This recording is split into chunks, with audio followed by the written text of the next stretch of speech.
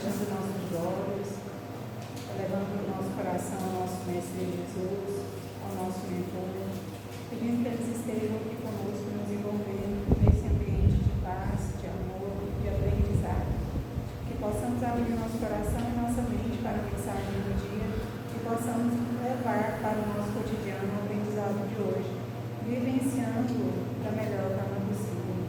Que Ele traga-nos a paz e o amor por qual viemos aqui buscar. Então, vamos dar início à nossa palestra. A palestra o tema é Deus em nós. Eu vou começar com a leitura do Evangelho segundo o Espiritismo, no capítulo 6, o Cristo Consolador, o Consolador prometido. Se me amais, guardai meus mandamentos, e rogai ao meu Pai, e Ele vos enviará outro Consolador, a fim de que permaneça eternamente convosco. O Espírito de verdade, que o mundo não pode receber, porque não o vê e não o conhece. Mas quanto a vós, ireis conhecê-lo, porque permanecerá convosco e estará em vós. Mas o Consolador, que é o Santo Espírito, que é meu Pai, enviará em meu nome, ensinar-vos-á todas as coisas, e vos lembrará de tudo o que eu tenho vos dito. Jesus promete outro Consolador, o Espírito de verdade, que o mundo ainda não conhece, porque não está maduro para compreendê-lo, que o Pai enviará para ensinar todas as coisas e fazer recordar o que Cristo ensinou. Portanto, se o Espírito de verdade, mais tarde, havia de vir ensinar todas as coisas, é porque o Cristo não nos disse tudo. Se vem refazer lembrar o que Cristo disse, é porque seus ensinamentos foram esquecidos ou mal compreendidos. O Espiritismo vem cumprir, na época predita, a promessa do Cristo. O Espírito de verdade preside a implantação, convoca o ser humano à observância da lei, ensina tudo, fazendo compreender o que Cristo só disse por meio de parábolas. O Cristo declarou: ouça quem tiver ouvidos para ouvir. O Espiritismo vem abrir olhos e ouvidos, porque ensina sem figuras nem alegorias, ergue o véu mantido propositadamente sobre certos mistérios. Vem, enfim, trazer supremo consolo aos deserdados da terra e a todos os que sofrem, apresentando causa justa e objetivo útil a todas as dores. O Cristo afirmou: bem-aventurados os aflitos, porque são não consolados. Mas como ser feliz por sofrer, quando não se sabe o porquê do sofrimento? O Espiritismo mostra-lhe a causa nas existências anteriores e na destinação da Terra, onde o ser humano expia seu passado. Mostra o objetivo desses sofrimentos, como crises salutares que produzem a cura, como depuração que assegura felicidade nas existências por vindouras. O ser humano compreende que merece padecer e considera justo o sofrimento. Sabe que este lhe auxilia em seu progresso e o acata sem lamúrias, como operar aceita o trabalho que deve lhe valer o salário.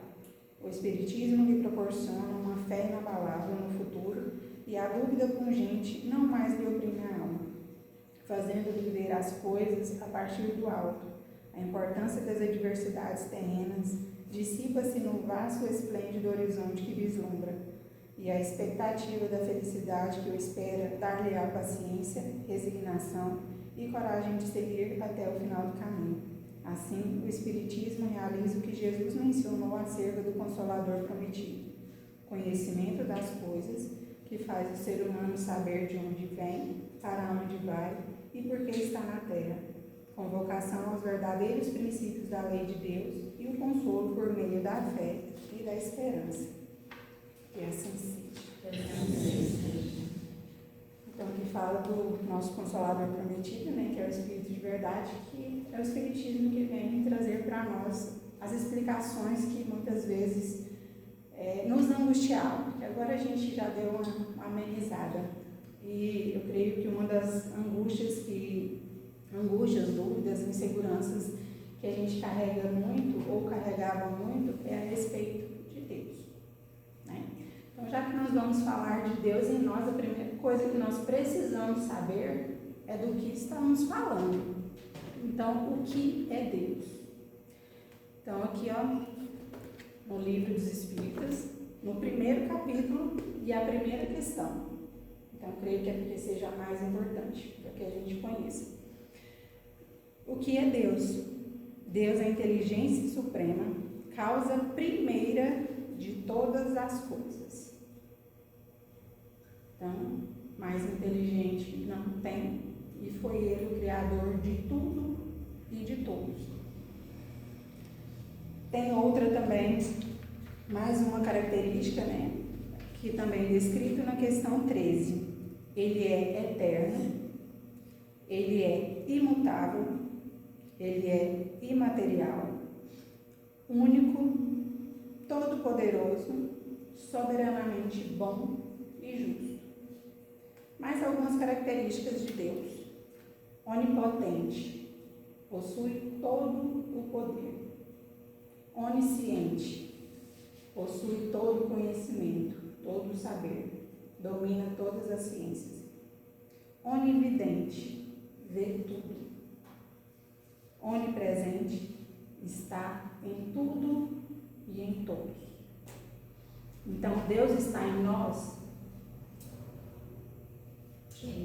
Ele está em tudo e em todos. Então, obviamente, Ele está em nós. Então, já começa a entrar aqui dentro do nosso tema. Então, nós já temos a certeza de que Ele está em nós. Isso aí a gente já teve a certeza. Mas, qual que é o nível de conhecimento que Deus tem sobre mim?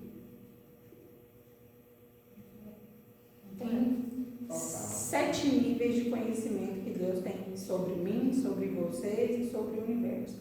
7 níveis. Acima, abaixo, à direita, à esquerda, à frente, atrás. 6. E dentro. Mais uma vez veio me afirmar que Deus está dentro de mim. Ele conhece tudo o que está dentro de mim, do meu coração e da minha mente. Ele conhece todas as minhas imperfeições e todas as minhas virtudes, até aquelas que ainda eu não consegui ver. Ele sabe o meu pensamento antes mesmo de me pensar. Ele sabe o que eu vou falar antes mesmo de eu dizer. Então, Ele está em mim. Ele me conhece. Ele me sonda. Ele me conhece inteiramente. Mais uma vez afirmando. Mas algumas pessoas insistem em, às vezes, ter uma dúvida. A gente descreveu um ser aqui simplesmente perfeito.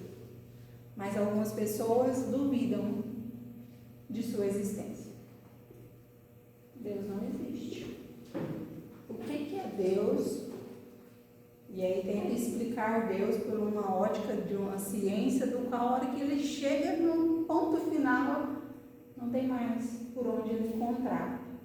E aí ele tem que aceitar que tem algo que criou o que eles julgam. Tipo, surgiu de junção de 2 moléculas, tá? Quem criou essas 2 moléculas que se juntaram e deram origem a tudo isso que a gente vive? Teve algo, teve uma causa primária, teve o Criador que seja dessa gotinha de água. Então, para a gente ter a certeza da existência de Deus, basta para a gente olhar à nossa volta, e se não é obra do homem, porque às vezes a gente quer ser Deus, acho que a gente sabe tudo e cria tudo, é a ciência que cria, basta a gente olhar, e se não é obra do homem, é obra de Deus. Respire. Qual o nome desse homem que criou o oxigênio? A gente sabe o nome de quem criou o celular, de quem criou a televisão, a energia. Mas e aí? Quem criou o oxigênio, do qual é necessário para a nossa vida? Alguém consegue me falar o nome? Não. Tem o nome de um homem escrito na ciência? Não. A gravidade que me mantém em pé e não flutuando. Quem criou? Teve quem descobriu e estudou ela, calculou e definiu que tal grau nós ficamos em pé, na lua é muda e a gente flutua. Mas quem criou essa atmosfera que nos permite viver e ir em pé? Essa atração que nos prende na terra. Quem criou? Alguém tem o nome dele? Não. Quem criou o mar? Essa imensidão. Quem criou a primeira árvore que nos nutre? Ah, foi uma semente. Beleza, mas essa semente veio de que fruto? E quem criou esse fruto? Aí fica naquela lenda de o ovo, a galinha, mas alguém surgiu primeiro e quem criou? Ou ele ou ela. Então, gente, quando a gente procura uma explicação e não tem, humanamente, lógico, é porque nós não temos o sentido para explicar Deus. Nós precisamos de um outro sentido, o qual não é visão, não é olfato, não é paladar, porque nós ainda não temos essa capacidade para definir Deus, para explicar Deus. Então, o que não é explicável, o que não é obra do homem, é a explicação, é a prova real da existência de Deus, de algo muito maior e além de nós. Então, tá aqui, como que a gente explica, né, Deus? Mas, tá, a gente definiu ele aqui, uma definição muito rara, porque nós não temos nem palavras para descrever o que é Deus. Nos falta esse vocabulário, que o nosso ainda é muito chucro para definir Deus, porque é perfeição muito mais do que infinita. Mas, para nós, qual que é a nossa percepção de Deus? Como que nós definimos, como que nós percebemos Deus? Qual que é a definição que a gente tem dele? Antigamente a gente tinha a definição de um Deus que, ao mesmo tempo que ele era justo, ele era carrasco, né? Ele punia, ele era pertencente só a uma religião, que não pertencia àquela religião não ia ser salvo, ia ficar no inferno até o julgamento final. Alguém sabe quando que vai ser o julgamento final? Porque não para de vir pessoas para a Terra, só que Jesus veio, a Terra já tem mais de 2.000 anos aí, da vida de Jesus. E os que nasceram antes? Será que o primeiro que morreu ainda está esperando o julgamento até agora? Porque ainda não acabou. Será que Deus castigou esse filho dele, esse ponto de ficar lá no inferno até o último espírito morrer? Era essa a visão que a gente tinha. Se você não fizesse tudo certinho, você ia ficar lá no inferno até o julgamento final. Mas quando é o final, gente? Se nós somos imortais, que Deus é esse? Ele é bom, justo, aqui falou, né? Soberanamente justo e bom. Isso é uma descrição de um Deus justo e bom para vocês? Não. Aquelas pessoas que nascem em berço de ouro e aqueles que nascem morrendo de fome. Qual que é a percepção que você tem de Deus? Justo e bom? Então, eram essas percepções. Às vezes, não, você veio para pagar o pecado do seu pai. Uai. Lembram, gente, quando tem muito isso, pelo menos eu não sou tão velha, mas eu sei falar. Você está vindo para pagar o pecado do seu pai, para pagar a língua. Gente, como assim eu não fiz nada, por que eu vou pagar o erro do outro? Qual que é a justiça? Qual que é a bondade? Então, a gente tinha uma distorção aí muito grande do que era Deus. E aqui veio nos dizer que Cristo iria nos enviar o Consolador para nos desmistificar disso. Deus realmente é justo e bom para com todos.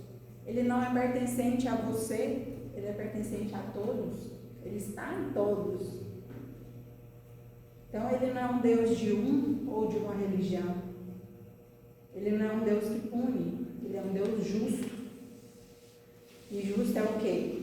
Ele te dá a liberdade de plantar. Mas ele é justo que você colhe exatamente o que plantou. Isso não é ele que vem aqui e faz a justiça ao saltadinário. Não. Para ele ser justíssimo com todos, ele criou leis que regem o universo, que é a nossa lei do vetor, a lei do progresso, todas essas leis que nos regem.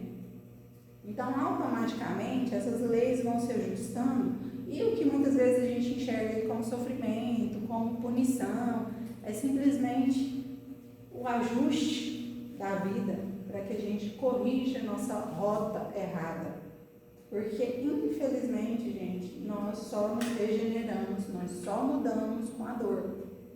Quando você sente uma dor muito grande, você fala assim, por esse caminho eu não quero mais, porque doeu muito.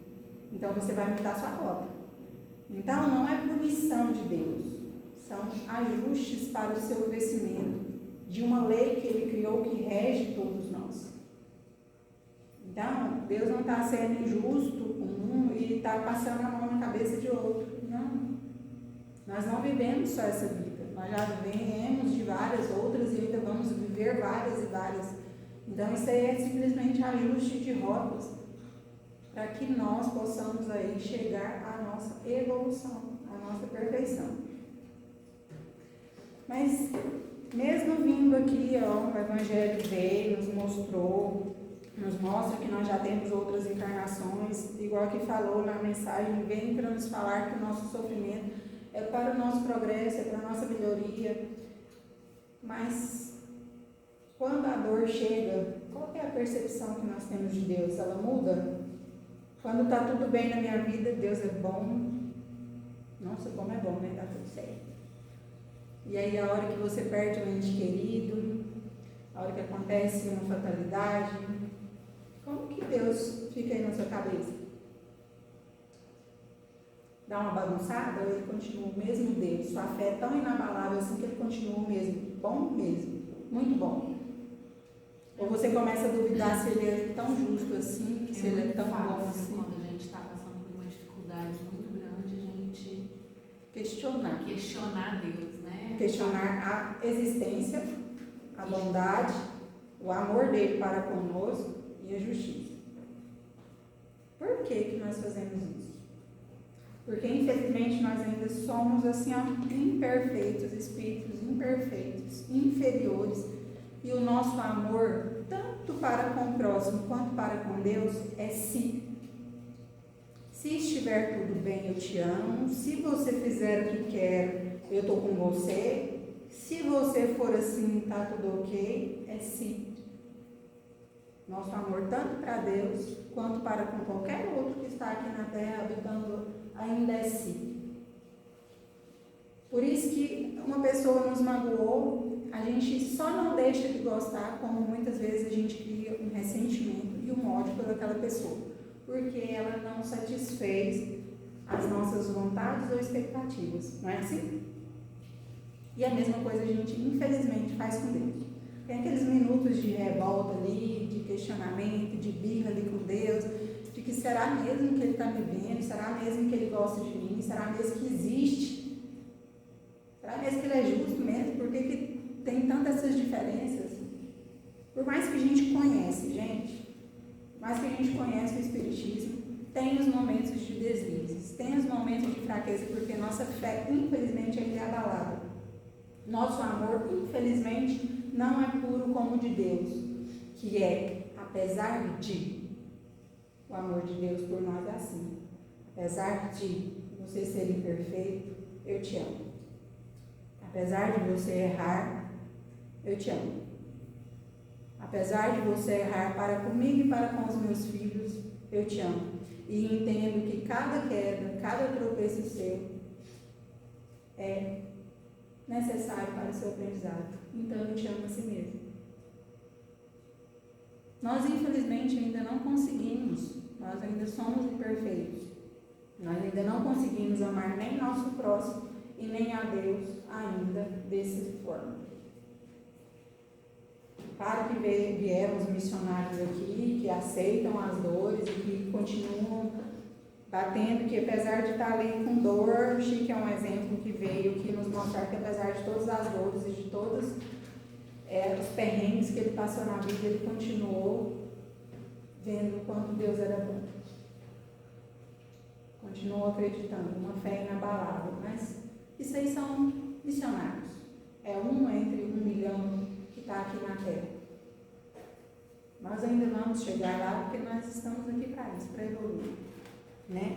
Então nossa percepção muda. E outra coisa também, gente, que às vezes a gente fica procurando como veio Jesus como uma representação do amor de Deus para conosco, nós ainda procuramos um Deus material, assim como Jesus veio materializado. A gente ainda tem essa visão de um Deus que está no céu, longe, de um Deus físico. Ainda não temos essa visão de um Deus distante. Muitas vezes a gente se pega aí olhando para o céu e achando que está vendo Deus, achando que Ele está lá. Quantas vezes a gente não procura Deus tão distante? E Deus, igual foi nos dito aqui, Ele é imaterial, ou seja, Ele não é matéria, ou seja, Ele não tem olho, boca, cabelo, não é descrito, não é uma forma física como Jesus. Ele não é matéria, nós não conseguimos vê-lo com os olhos. E imperfeito como nós somos, nós conseguimos simplesmente sentir a sua presença e deduzir, tentar adivinhar o que é Deus, como é Deus. É só o que nós, na nossa insignificância, ainda conseguimos fazer, sentir e tentar adivinhar o que é Deus, porque nós não conseguimos a real descrição. Aqui mesmo fala, o homem pode compreender a natureza íntima de Deus, a questão 10 aqui. Não, nós não podemos ainda conhecer, porque nos falta um sentido. Entendeu? Nós não podemos conhecer. E um dia será dado-nos compreender o mistério de Deus, quando o seu espírito não estiver mais obscurecido pela matéria e pela sua perfeição estiver próximo dele. Então, ele o verá e o compreenderá. Então, quando nós estivermos lá nos espíritos perfeitos, onde que a matéria já não for tão impregnada em nós, a gente vai poder conhecer a natureza de Deus. Mas, por enquanto, a gente só sente e imagina. E como que nós podemos sentir Deus? Se nós, já que nós imperfeitos só sentimos e tentamos imaginar, como que a gente pode sentir a presença de Deus na nossa vida?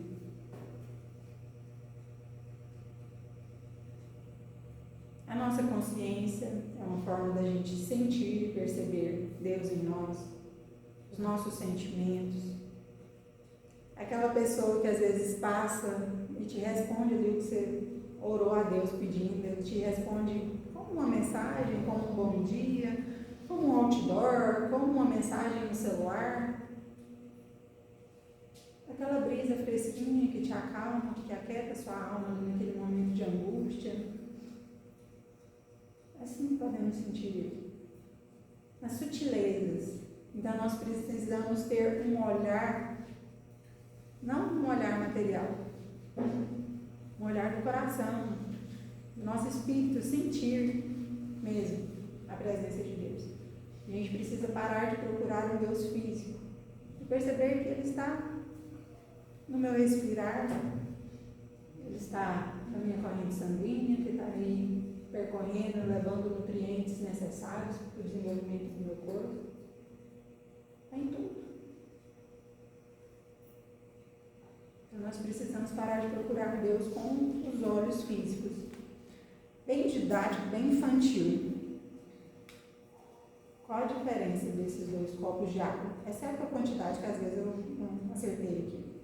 Alguém consegue perceber a diferença? Na água? Quer experimentar? Experimenta uma, experimenta a outra e me fala a diferença deles. De olhar, né?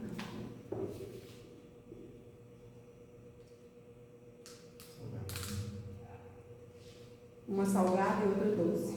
Vocês conseguem ver o sal? Não. Deus é o sal da nossa vida. Não conseguimos ver, mas Ele dá sabor a tudo. O sal é o realçador do sabor do alimento. Então é isso que Deus é para nós, bem, de uma forma bem infantil, bem didática. Você não consegue ver, mas faz uma comida sem sal.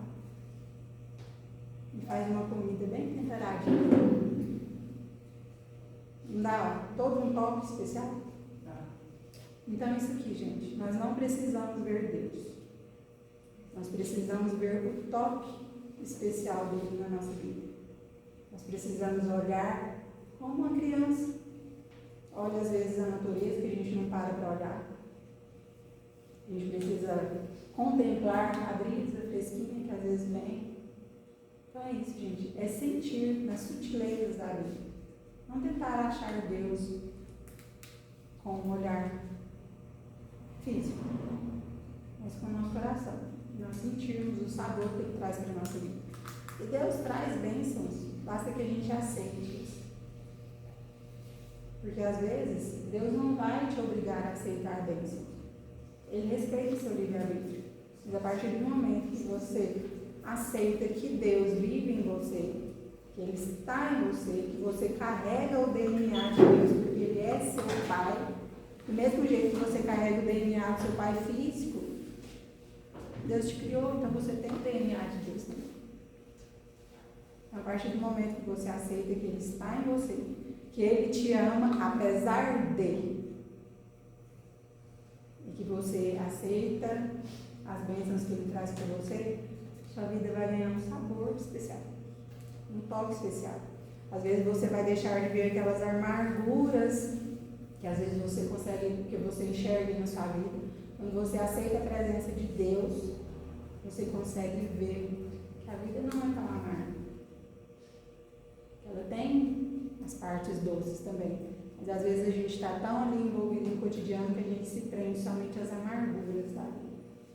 Porque a gente deixou de Deus, não deixou espaço para que Deus desse na nossa vida um novo sabor, um novo sentido.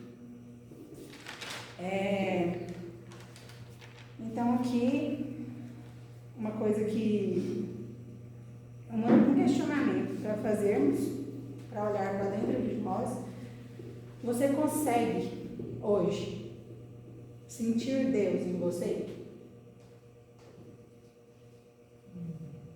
Antes dessa palestra, antes da gente falar das sutilezas, antes da gente falar que Deus a gente não vê com o olho físico, você estava sentindo Deus em você? Você se sentia filho de Deus? Estava sentindo que Ele está com você o tempo inteiro?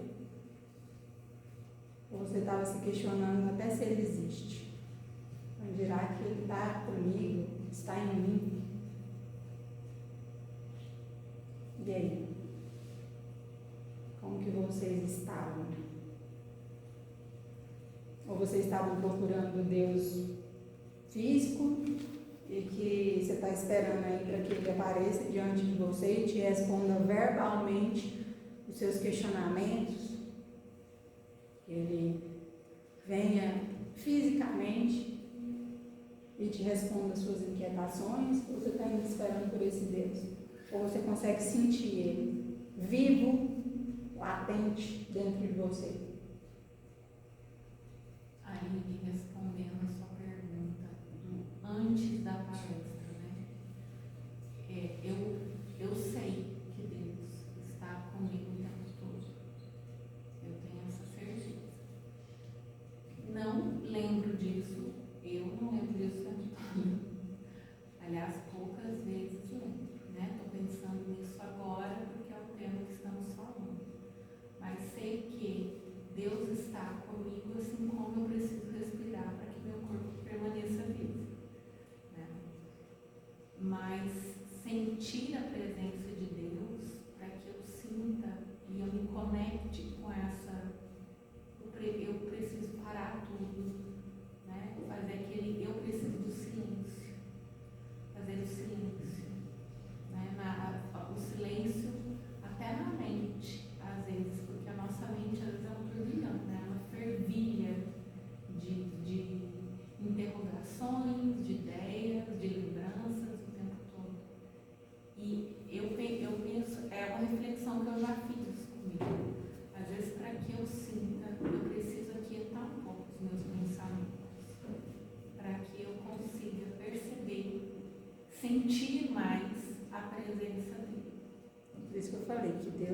sutilezas, pequenos detalhes.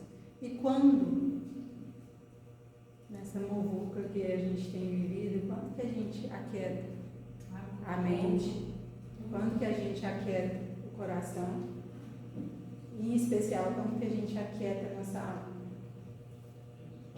para ter essa conexão, para sentir essa presença. Por isso que você falou, você sabe teoria? Teoria, mas não Aqui é por isso que eu falei, a gente sabe que Deus é tudo isso aqui na teoria, na prática que eu estou perguntando. Vocês conseguem sentir na prática Deus em vocês? Aqui eu já vim e falei que Ele está em tudo e em todos. Beleza, então vocês sabem que está. Todo mundo sabe, gente. Alguns não querem admitir, né? Mas tudo bem, a gente tem que respeitar a escolha. Mas você sente? Não, o tempo todo. Não o tempo todo. E Ele está o tempo todo. Porque Ele está em tudo e em todos o tempo todo. Eu penso às vezes, ali, quando eu vou fazer minha prece, eu falo com Deus assim, eu me esqueço dele, mas eu sei que Ele não se esquece de mim. Infinitas vezes nós esquecemos de Deus. Geralmente a gente lembra mesmo na hora que a coisa aperta, né? Na hora que está tudo tranquilo, a gente não está sentindo Ele ali, a gente acha que entrou numa maré de sorte, está tudo bem. Mas aí na hora que a coisa começa a apertar, aí você quer conectar com Ele, quer sentir a presença dEle, quer sentir o amor dEle por você, mas você quer sentir o amor dEle da seguinte forma: faz por mim o que eu estou precisando, para que eu realmente sinta que você existe, é meio aquela negociação, porque, igual eu expliquei, nosso amor é si. Se você fizer, eu vou acreditar que você está aqui comigo o tempo inteiro. Se você me ouvir, se você me curar, se você me acolher, não é assim? Infelizmente, o nosso amor sim está aí latente o tempo inteiro, gente.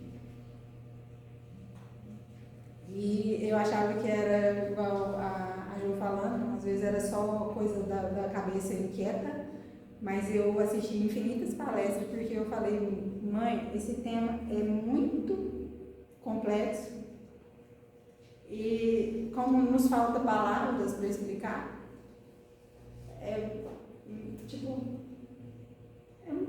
muito complexo, é muito complicado. Ela falou assim, chega lá e fala que Deus é tudo.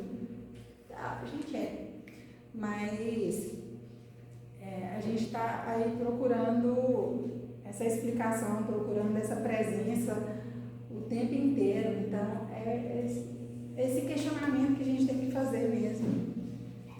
A gente se questiona o tempo inteiro e vamos passar a tentar sentir Ele. Igual o Fernando sentiu a diferença aqui.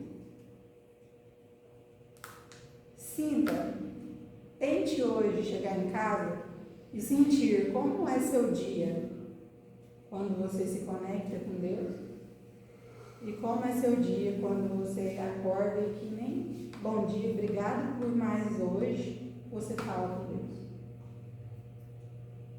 Tenta ver aí, tenta lembrar como que é seu dia.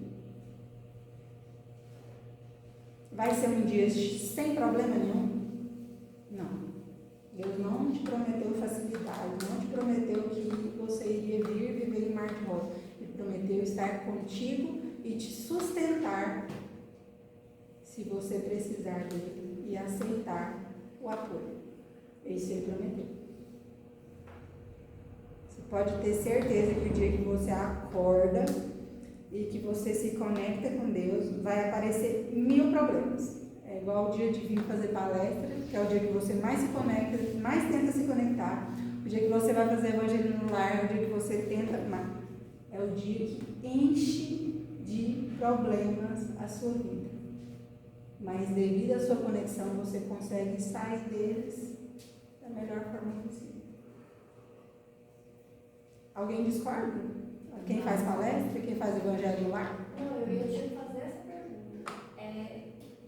quando você está aí, falando em nome dele, trabalhando para ele, você sente que em qualquer outro momento da sua vida, a sua conexão é tão alta? Não. Até porque quem tem aqui à frente sabe. Se você chegar em casa e você não assistir, raras as palavras você vai lembrar que você falou aqui. Raras as palavras que você vai lembrar. Você planejou todo um discurso em casa. Quando você chega aqui, seu discurso muda. Porque você não veio falar aquilo que você planejou. Você veio falar o que vocês precisam ouvir. Então, essa conexão. O conceito, Aline, que eu vejo sobre Deus em cada um de nós, ele é muito individual. Como você estava dizendo, tem muitas pessoas que não acreditam em Deus.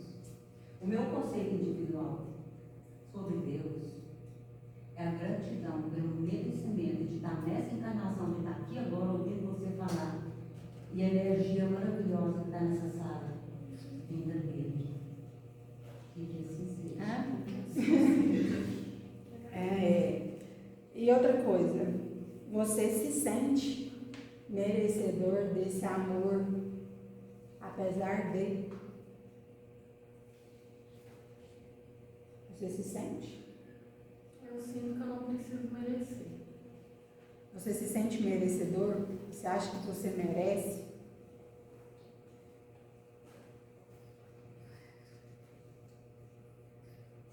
Quando alguém falha conosco, nós achamos que ele merece nosso perdão e nosso amor? Nós achamos? O Neto veio aqui, errou pra caramba comigo, amanhã eu falo, não, você é merecedor do meu perdão e do meu amor. Será? Não estamos nesse caso. E do mesmo jeito, gente, que a gente acha que ele não merece, porque errou, a gente erra tanto todos os dias que inconscientemente nós nos julgamos não merecedores do amor de Deus. E por isso que muitas vezes a gente não acolhe, não aceita tão bem as bênçãos que vêm dele, porque nós não julgamos merecedores. Por isso que muitas vezes a gente deixa infinitas bênçãos passar na nossa frente e a gente não acolhe, não agarra com todas as forças, porque fala assim, não mereço tudo isso. O merecimento, então, essa aí é o que merece, que faz mais. E Deus vem nos dizer que somos, sim, merecedores. Que nós precisamos mudar esse nosso pensamento e esse nosso sentimento. Que nós não precisamos ficar aí pedindo migalhas para Deus, porque Ele nos prometeu abundância, não financeira, abundância de bênçãos, de dons, de virtudes. Então nós somos merecedores. Vamos acolher esse sentimento em nós. Nós merecemos o amor de Deus. Ele me ama, apesar de eu ser todo esse poço de imperfeição. E se Ele, perfeito, me ama tão imperfeito, eu tenho como dever de imperfeito que sou me amar também. E a partir do momento que você se ama e ama a Deus, você vai ter a facilidade de amar o próximo. A gente tem dificuldade demais de reconhecer as imperfeições da gente. Porque quando você as coisas vão bem, você pensa, estou merecendo, mas quando vai mal, você não lembra, você fugiu, sua fé falhou, você deixou de fazer uma caridade, né? Você deixou de ajudar uma pessoa com necessidade. Então, eu acho que a vida, ela vem de acordo para te educar. Você tem que ir te educando, né? De acordo que você vai sentindo que as coisas não vão bem, você pode perceber que não vai bem é com a gente é que está provocando aquilo. Igual porque Deus é presente. Deus está presente, Ele está sempre presente, porque tudo que acontece de errado, às vezes, você machuca, você prepara, cadê Deus? Mas podia ter sido bem pior. E é igual fala, que às vezes a gente olha para o mundo e acha cheio de injustiças. Mas injustiçado não tem ninguém. Por quê? Porque, igual eu expliquei, Deus criou leis imutáveis, ou seja, ela não muda só porque você quer ou porque eu quero, não muda para você. Porque eu não É acredito. diferente. São imutáveis, ela rege para todos. E uma dessas leis é causa e efeito. Retorno. Então você pode olhar que o que vem para você de volta é o que você plantou. É a causa, é o efeito da causa. Eu jogar esse copo aqui, vai derramar nada. Então é a mesma coisa com os outros. Se eu bater, vai chegar o momento que eu vou apanhar da vida. Então, é ajustes, é rota. Ninguém foge dessa lei.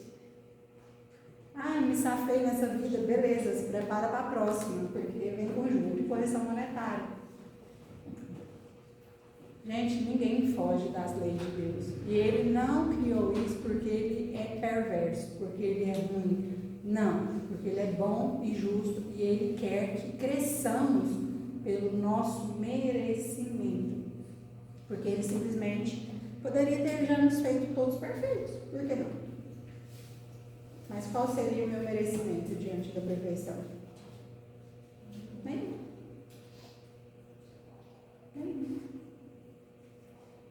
Não é porque ele não tinha poder para fazer a gente já angelical, não. Ele tem, ele tinha e ele tem o poder para isso. Mas qual seria o meu merecimento? De sair de simples e ignorante para angelical do dia para a noite. O que eu aprendi com tudo isso?